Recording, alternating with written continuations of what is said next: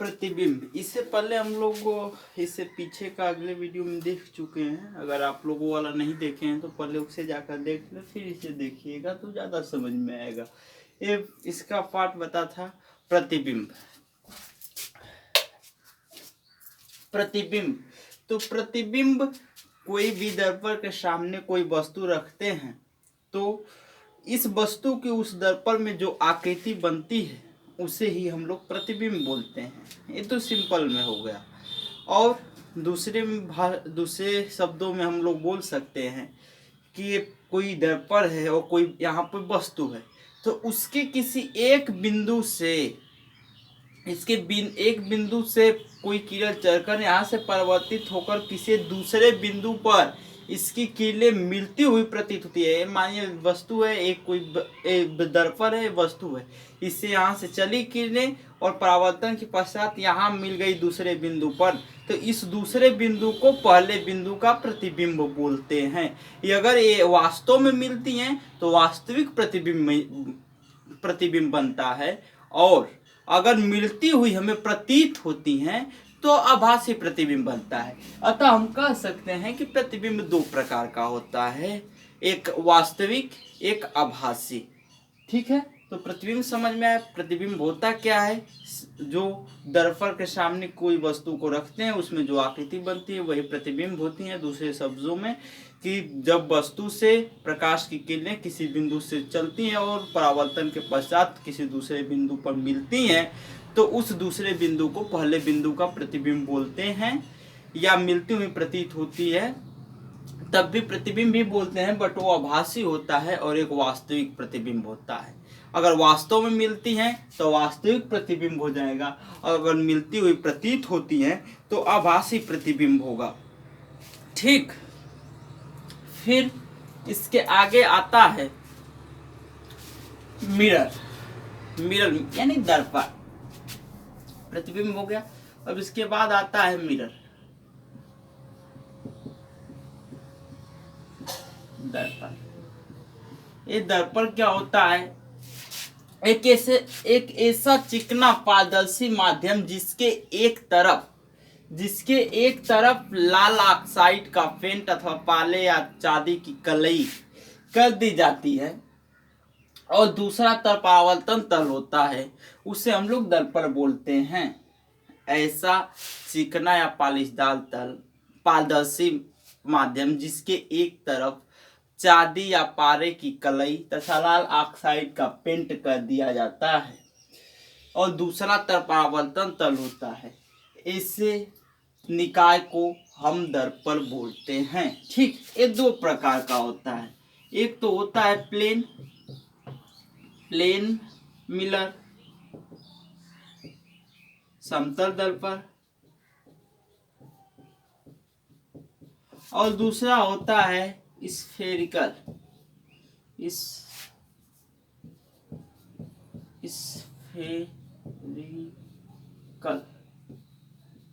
Mirror, गोलीय दर्पण। Spherical mirror, गोली दर्पण, स्फेरिकल मिरर, गोलीय दर्पण। अब गोलीय दर्पण भी दो प्रकार का होता है। एक होता है कॉनकेव या मिरर, अवतल दर्पण। एक होता है कन्वेक्स मिरर, उत्तल दर्पण। हो गया कॉनकेव मिरर, अवतल दर्पण, एंड कन्वेक्स मिरर, उत्तल दर्पण। तो मिरर हम लोग समझ चुके हैं मिरर होता क्या है। फिर आता है, दो प्रकार के होते हैं, समतल दर्पण, फिर गोलीय दर्पण। गोलीय दर्पण में दो प्रकार का होता है, अवतल दर्पण, उत्तल दर्पण। तो पहले हम लोग इसके पढ़ेंगे समतल दर्पण क्या है, फिर गोलीय दर्पण, बारी बारी से। ठीक है, तो देखते हैं समतल दर्पण क्या होता है।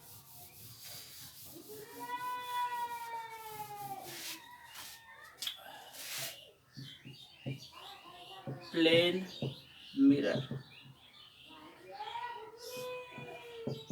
समतल दर्पण।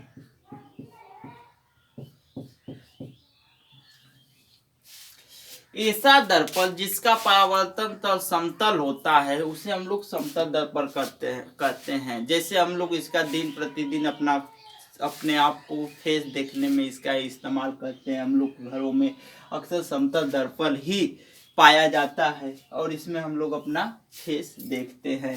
और दूसरे तरफ वही पाले की कलई या चांदी या लाल ऑक्साइड का पेंट होता है।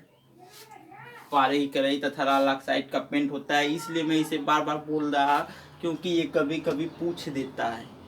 तो क्या, पारे की कलई और लाल ऑक्साइड का पेंट, कभी कभी चांदी का पॉलिश भी दे देता है। ठीक है, तो एक प्लेन मिरर समतल, इसका परावर्तन तल समतल होता है और इसके कुछ गुण है। पहला इसका इम्पोर्टेंट गुण है कि इसकी जो फोकस दूरी होती है, फोकस दूरी वो अनंत होती है। ये इम्पोर्टेंट है, कभी कभी पूछ देता है, अनंत होती है। ठीक, और इसमें जो प्रतिबिंब बनता है हमेशा ही आभासी और सीधा बनता है। वास्तविक इसमें प्रतिबिंब नहीं बनता है, ये भी इम्पोर्टेंट है।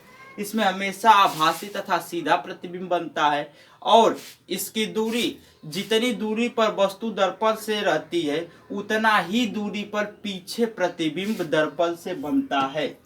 दूरी मान जाइए कि ये दर्पण है और यहाँ पर वस्तु है, इनके बीच की दूरी 10 सेमी है, तो वो पीछे भी 10 सेमी पर ही प्रतिबिंब बनता है। ठीक है, फोकस दूरी अनंत होती है, इसकी आभासी और सीधा बनता है और दूरी भी समान रहती है। और तीसरी बात कि कोई यक्ष ऊंचाई की वस्तु है, ये भी इम्पोर्टेंट है, कभी कभी कॉम्पिटिटिव एग्जाम में भी पूछ देता है। अगर किसी वस्तु की ऊंचाई यक्ष है और उसका पूरा प्रतिबिंब देखना है किसी दर्पण में, तो कम से कम दर्पण की ऊंचाई h/2 होनी चाहिए, तभी वह अपना पूरा प्रतिबिंब दर्पण में देख सकता है। ये इम्पोर्टेंट है, इसे देख लीजिएगा, नोट कर लीजिएगा और याद कर लीजिएगा। अगर कोई यक्ष ऊंचाई की वस्तु है तो उसे दर्पण में अपना पूरा प्रतिबिंब देखने के लिए दर्पण की ऊंचाई कम से कम h/2 होनी चाहिए। ठीक है, फिर और तो हो गया इसमें समतल दूरी। हाँ, एक बात और कि ये मानिए कि दर्पण है समतल, यहाँ पर कोई इमेज बना वस्तु का, ए है वस्तु ऑब्जेक्ट और ये है इमेज प्रतिबिंब। तो इसे प्रतिबिंब, एक चीज जानिए, प्रतिबिंब, ये प्रतिबिंब, इसे बिंब भी बोल सकते हैं हम लोग, बिंब, ये बिंब का ही बना रहता है सेम, इसीलिए इसे बोल देते हैं प्रतिबिंब। तो कभी कभी इसे बिंब भी बोलते हैं, वस्तु को ही बिंब बोलते हैं। तो प्रतिबिंब और वस्तु को मिलाने वाली रेखा हमेशा ही समतल दर्पण पर अभिलंबवत होती है। ठीक है, वस्तु और प्रतिबिंब को मिलाने वाली रेखा हमेशा ही अभिलंबवत होती है।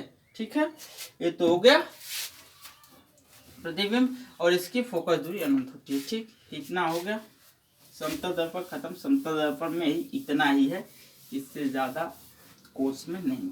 ठीक, प्लेन मिरर के बाद फिर आएगा गोलीय, स्फेरिकल मिरर, सॉरी यार, स्फेरिकल मिरर, गोली दर्पण। गोली दर्पण क्या होता है? तो किसी कांच के खोखले गोले का कटा हुआ वह भाग जिसका परावर्तन तल गोलीय होता है, गोलीय दर्पण कहलाता है। इसका मतलब क्या हुआ? इससे सभी लोगों ने फुटबॉल देखा होगा, आप लोगों ने देखा होगा। फुटबॉल क्या होता है? फुटबॉल ऐसा होता है, ऐसे गोलाकार खोखला, कांच का खोखला गोला।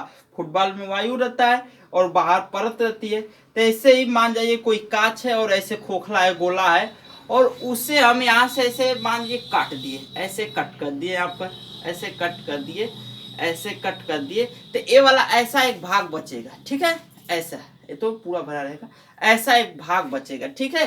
तो इसे ही हम लोग बोलते हैं गोलीय दर्पण। यही दो प्रकार का होता है, कांच का कोई ऐसा खोखला गोला जिसे कट कर कर एक गोलीय दर्पण बनाया जाता है, परावर्तन तल गोलीय जिसका होता है।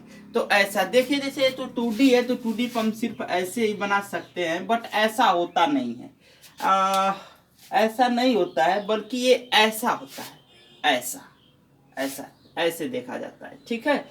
तो जैसे आप लोग किस चीज का एग्जांपल ले लें, हाँ उजारण में आप लोग देख सकते हैं, हालांकि बड़ा तो हो जाएगा, लेकिन जैसे जिस पर हम लोग रोटी बनाते हैं तवा ना, वो देखेंगे तो ऐसा रहता है, वैसा ही रहता है, बट वो छोटा रहता है, ठीक।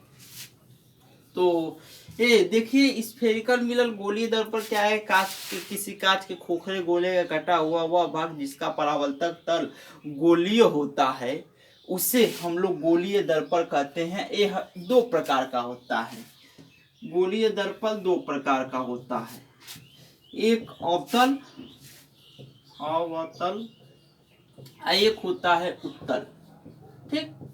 एक होता है अवतल, एक होता है उत्तल। अब अवतल क्या होता है, अवतल,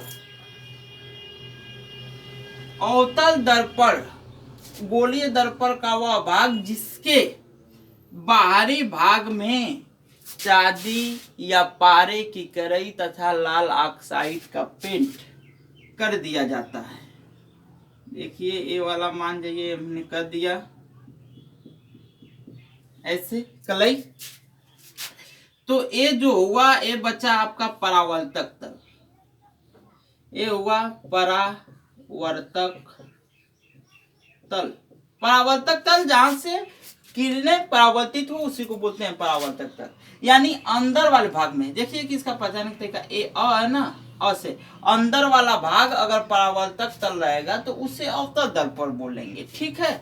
उत्तल दर्पण मतलब उभरे हुए भाग में या ऊंचे हुए भाग में परावर्तक तल हो, इसके अंदर अगर हम लोग गोलीय दर्पण के अंदर कर देते हैं हम लोग पारे या चांदी की पालिश लाल ऑक्साइड का पेन, और ये उभरा हुआ भाग परावर्तक तल हो जाता है, परावर्तक तल। तो इससे हम लोग बोलते हैं उत्तल दर्पण, ठीक है। अवतल दर्पण अंदर वाले भाग में परावर्तन होता है, और उत्तल दर्पण ऊपर वाले यानी उभरे हुए भाग में परावर्तक तल होता है, इसके अंदर कलई होती है और अवतल दर्पण में बाहर की तरफ कलई होती है, ठीक है।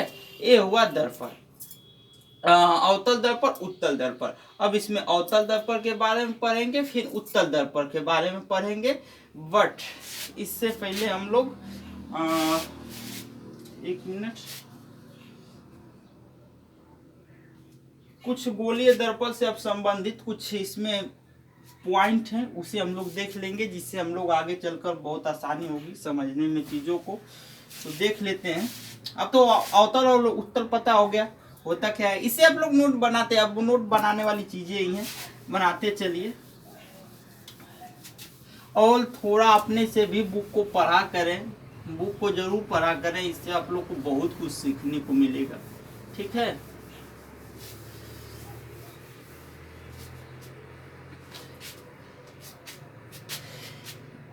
ये मान जाइए एक है अवतल दर्पण, ठीक। ऐसे कल है, इसका मतलब कि इधर कलई के विभाग है, ठीक। ये मान जाइए आपका उत्तल दर्पण है, ये वृत्त नहीं है, वृत्त 2D होता है, ये गोला है, चूंकि ये तो ऐसा है, गोला ऐसा है, ऐसा ऐसा बना है, ऐसा, ठीक। देखिए इसमें जैसे कोई गोला है तो उसका कोई केंद्र तो रहा होगा ना, केंद्र रहा होगा, तो ऐसे मान जाइए कि ये कटा हुआ भाग है, इसका केंद्र यहाँ पर है, ठीक, केंद्र यहाँ पर है, ठीक। ऐसे मैं एक ऐसे लाइन खींच देता, ठीक, या इसका भी यहीं पर कहीं केंद्र रहा होगा,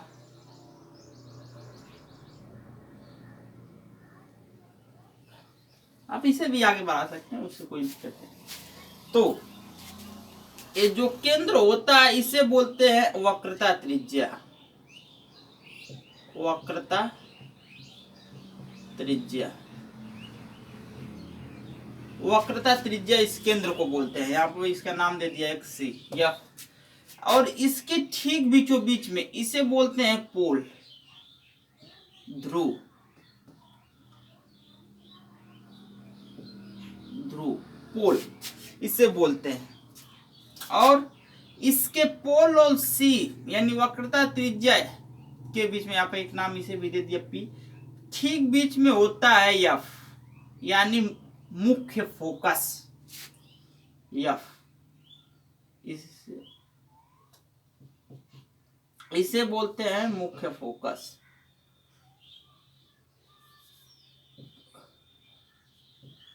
मुख्य फोकस, और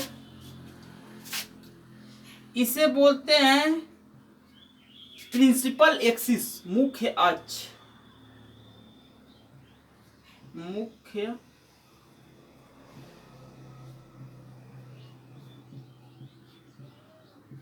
मुख्य अक्ष इसे बोलते हैं। ठीक है, मुख्य फोकस हो गया, वक्र मुख्य अक्ष, ध्रुव हो गया, और इसे बोलते हैं दर्पण का द्वारक। ये वाला जो मैं बना रहा, ये मान लीजिए M1 से M2 है, तो इसे बोलते हैं दर्पण का द्वारक। जैसे घर द्वार, जैसे हम लोग घर के आगे का द्वार होता है, ऐसे ये दर्पण का द्वारक है। आगे का, सामने का ऐसे वाला भाग है, ये वाला जो भाग होता है ये दर्पण का द्वारक होता है। दर्पण का द्वारक। ठीक, एक इसमें होता है फोकस तल। ये मान जाइए कि ये एफ है, यहाँ हमने मान जाइए कि यहाँ पर एफ डैश कर दिया, यहाँ पर एफ कर दिया। ठीक, तो ए वाला जो इसके फोकस पर ऐसे लंबवत होता है, ऐसे यहाँ पर मान लीजिए यहाँ पर एफ है। ठीक, ये वाला तो एफ और एफ डैश ए है, इसे बोलते हैं फोकस तल। फोकस तल। ठीक, ये जो सीधी लाइन है इसे मुख्य फोकस बोलते हैं। ये जो ऐसे M1 M2 है इसे दर्पण का द्वारक बोलते हैं, इसे वक्रता त्रिज्या बोलते हैं, इसे एफ डैश को फोकस तल बोलते हैं। एफ जो है यहाँ पर इसे मुख्य फोकस बोलते हैं, और वो जो बिंदु है इसे भी ध्रुव बोलते हैं। सेम इसी तरह इसमें भी है, यहाँ पर एक इसके पोल, इसे पोल बोलते हैं, ध्रुव बोलते हैं, इसे वक्रता त्रिज्या बोलते हैं, इसे मुख्य फोकस बोलते हैं, इसे दर्पण का द्वारक इसे बोलते हैं M1 M2, और इसे फोकस तल बोलते हैं। एफ डैश ये फोकस तल हो गया, और इसे मुख्य अक्ष बोलते हैं। ठीक है, इन चीजों को बनाकर एक जगह नोट कर ले या याद कर ले, आगे चलकर हमें बहुत ही चीजों को समझने में आसानी होगी। इन चीजों को जान ले, ये सब पूछेगा नहीं, इस सब चीजों का यूज होगा आगे जब हम लोग पढ़ेंगे तब। ठीक है, तो ये दर्पण का द्वारक इतना हो गया। अब इससे आगे हम लोग चलते हैं, और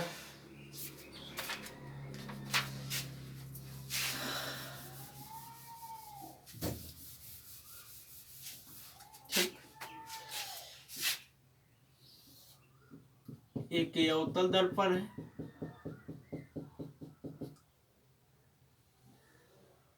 और ये इसकी वक्रता त्रिज्या है, वक्रता केंद्र है, सॉरी, इसका मुख्य फोकस।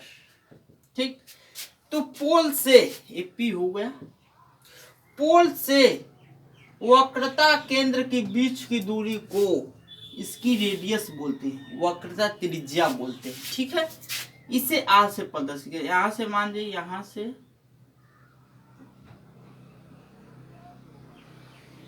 यहाँ के बीच को दूरी को हम वक्रता त्रिज्या बोलते हैं। क्या बोलते हैं?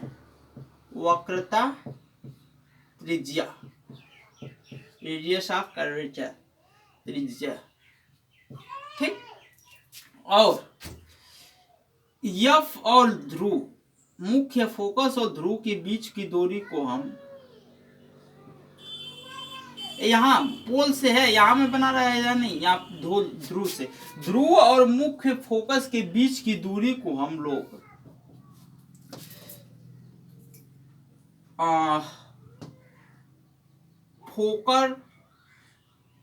फोकस दूरी बोलते हैं, फोकस दूरी। ठीक है, इसे ये फोकस दूरी हो गया, ये वक्रता त्रिज्या हो गया।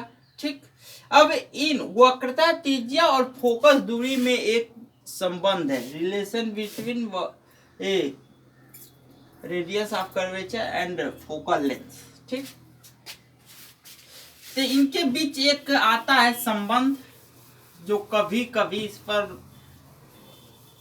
क्वेश्चन आ सकता है ऑब्जेक्टिव, वो भी कल्पिंग। तो देखिए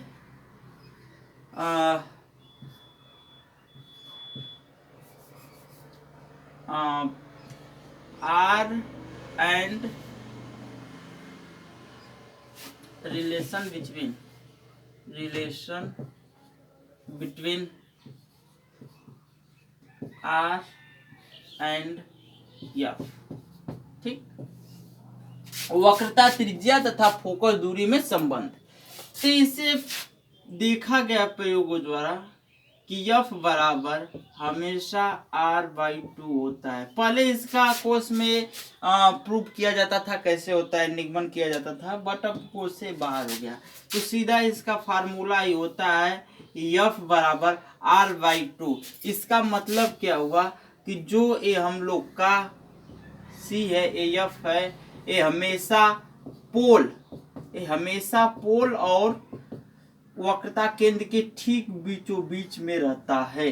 ठीक है, या इसे ऐसे भी हम लोग लिख सकते हैं 2F बराबर R, यानी इसके 2 गुना कर दें तो ये वक्रता त्रिज्या के बराबर हो जाती है। तो इसे नोट कर लें, एक फार्मूला है। ठीक है, फिर इसके बाद आता है गोलीय दर्पणों से प्रतिबिंब बनाने के नियम। ठीक, गोलीय दर्पणों से प्रतिबिंब बनाने के नियम। गोलीय दर्पणों से प्रतिबिंब बनाने के नियम। गोलीय दर्पणों से प्रतिबिंब बनाने के नियम, तो इसके 3 नियम हैं। गोलीय दर्पणों से प्रतिबिंब बनाने के 3 नियम है, और कोई भी 2 नियम लगा दिया जाए तो प्रतिबिंब बन जाता है, अवतल दर्पण हो या उत्तल दर्पण हो। तो 1 मिनट, थोड़ा सा इसके बारे में जान लीजिए, ज्यादा नहीं होगा, नेक्स्ट डे देखा जाएगा।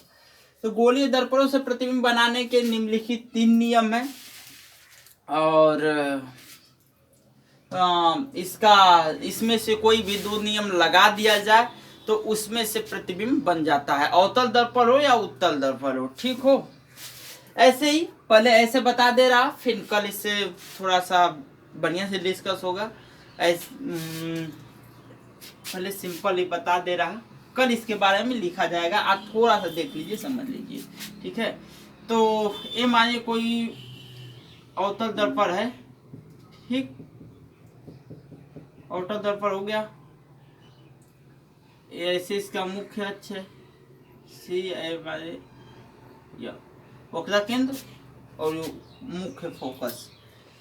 अगर मुख्य अक्ष के समांतर कोई किरण आती है, पहला इसका नियम है, गोलीय दर्पण से प्रतिबिंब बनाने का पहला नियम है, मुख्य अक्ष के समांतर आने वाली किरणें परावर्तन के पश्चात मुख्य फोकस से होकर जाती हैं।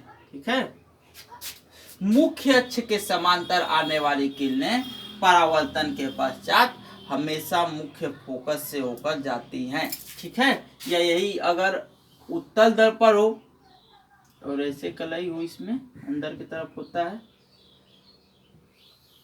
ए हुआ C, ए हुआ F, तो मुख्य अक्ष के समांतर आने वाली किरणें परावर्तन के पश्चात मुख्य फोकस से आती हुई प्रतीत होती है, क्योंकि ये तो इधर हम लोग इसे कलई कर दिए होते तो अंदर तो प्रकाश जाएगा नहीं, परावर्तित हो जाता है। तो हमें मुख्य फोकस से आती हुई प्रतीत होती है, यहाँ मुख्य फोकस से जाती हैं। ठीक है, ये पहला नियम हुआ। दूसरा नियम इसका है,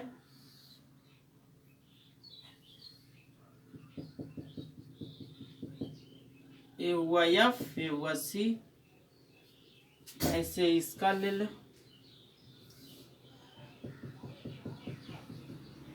ये हुआ सी, ये हुआ एफ। तो मुख्य फोकस से होकर जाने वाली किरणें परावर्तन के पश्चात मुख्य अक्ष के समांतर हो जाती हैं। ये इसका दूसरा नियम है। मुख्य फोकस से होकर जाने वाली किरणें परावर्तन के पश्चात मुख्य अक्ष के समांतर हो जाती है। यहाँ कोई बिंदु आप लोग दे दीजिए, एन, यहाँ भी एन।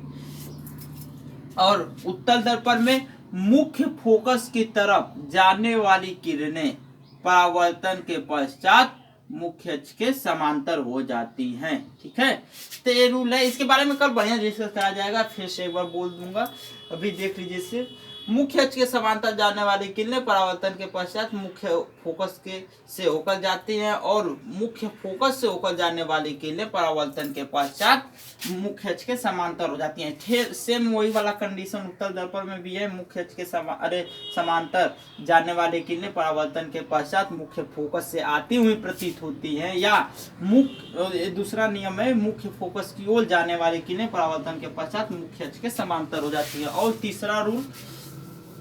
तीसरा इसमें रूल आता है, तीसरा इसका नियम है, ये कोई अवतल दर्पण है, ये उत्तल दर्पण है,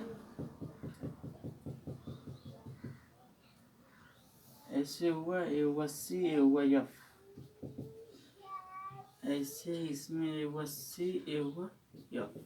ठीक, इसमें क्या है कि वक्रता केंद्र से होकर जाने वाली किरणें परावर्तन के पश्चात पुनः अपने उसी मार्ग पर वापस लौट आती हैं। ठीक है, वक्रता केंद्र से जाने वाली किरणें परावर्तन के पश्चात पुनः उसी मार्ग पर वापस लौट आती हैं। एक तीसरा रूल है, या वक्रता केंद्र की ओर जाने वाली किरणें परावर्तन के पश्चात उसी मार्ग पर वापस लौट जाती हैं। ठीक, ये दोनों में यही होता है।